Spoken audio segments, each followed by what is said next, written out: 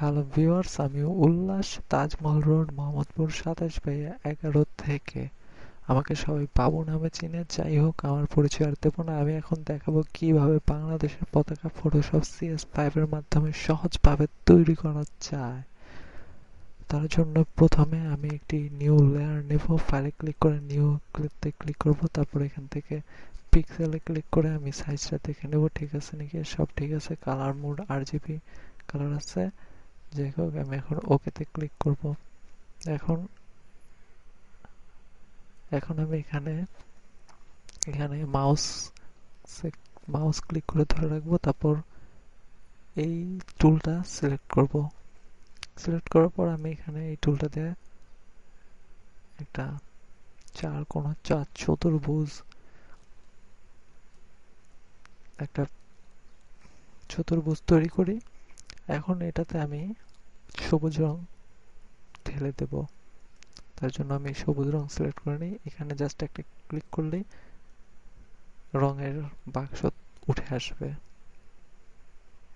তো যাই হোক, আমি এখন সবুজ রংটা সিলেক্ট করে দেব। তার জন্য আমার বাংলাদেশের পতাকার জন্য যে রং দরকার আছে সেই রংটা আমি এখান থেকে নিব, এই সবুজটা।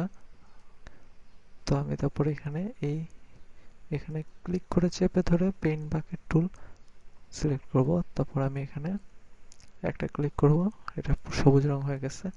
এখন আমি এটাতে একটা বৃত্ত আঁকবো এবং এখানে লাল রং দেব। খুব সহজ। আমি এখানে ক্লিক করে ধরে রাখলাম। তারপর এখানে এই টুলটা সিলেক্ট করলাম। সিলেক্ট করার পর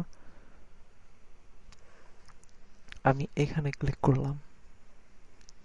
এইখানে যদি ক্লিক করি তাহলে এই বৃত্ত চলে যাবে। আর এইখানে যদি ক্লিক করি তাহলে এই চতুর্ভুজটার ভিতরে আর একটা বৃত্ত তৈরি করা যাবে। যাই হোক, আমি এখন এটাতেই ক্লিক করব। এখন আমি এটাতে একটা ক্লিক করব। এখন আমি এখানে একটা বৃত্ত আঁকবো।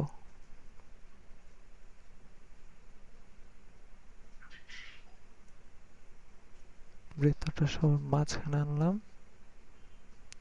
এখন আমি এখানে লাল রং ঢেলে দিব। আমি আবার এখানে একটা ক্লিক করি। তারপর এখান থেকে আমি গাঢ় লাল নেব। না, এটা লাল হয় নাই, এটা হচ্ছে লাল। গাঢ় লাল আমি এখান থেকে সিলেক্ট করলাম। এখন ওকে দিলাম। এখন আমি আবার এই পেন বাকেট টুলে গেলাম। তারপর এখানে আমি আবার লাল রংটা ঢেলে দেব। হয়ে গেছে বাংলাদেশের পতাকা। Thanks for watching my tutorial. By.